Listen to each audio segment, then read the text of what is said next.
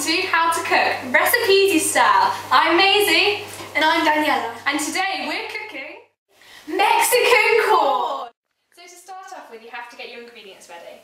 You've got your vegetable stock, 1 pepper, 1 onion, about 5 mushrooms if you want them, half a teaspoon of salt, curry powder, Dijon mustard, dried mixed herbs and sugar, 6 tablespoons of tomato ketchup, 2 tablespoons of vinegar, about a third of the pot of cream, 1 tin of chopped tomatoes, and a bag of Quorn chicken style pieces.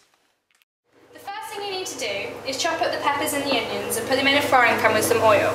While they're cooking, you can chop up the mushrooms and then put them in when the onions are brown and the peppers have become soft. Once the onions have turned brown, like this, you pour in the whole tin of chopped tomatoes. And then you slowly add all of the ingredients that are needed for half a teaspoon of ingredients. Once you have added the ingredients which only need half a teaspoon, it should look like this, then you need to add the 6 tablespoons of tomato ketchup and the 2 tablespoons of vinegar. For the vegetable stock, you basically take a third of the cube of vegetable stock and put it in a jug and fill it up to 1/4 of a pint. When you've added the vinegar and tomato ketchup, it's time to add the vegetable stock. All of it.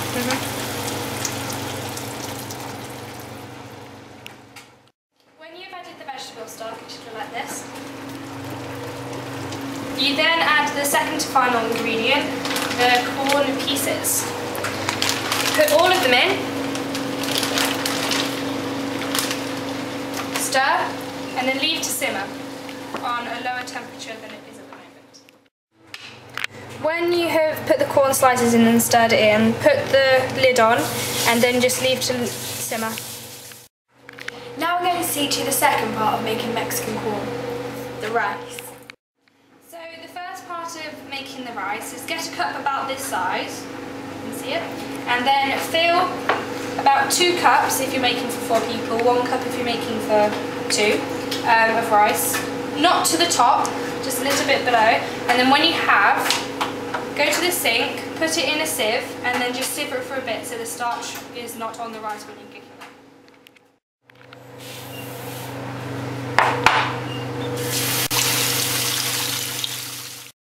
Once you've rinsed the starch off your rice and put it in your pan like this, then you need to get your cup again and you need to add the water. If you have used 1 cup of rice for 2 people, then you need to use just under 2 cups of water. And if you've used 2 cups of rice for 4 people, then you need to use just under 4 cups of water. When all the water has disappeared, this is when you know that the rice is ready. Once all the water has gone from the rice, you then need to add your cream, if you want to your Mexican chicken. And then plate up however you want to.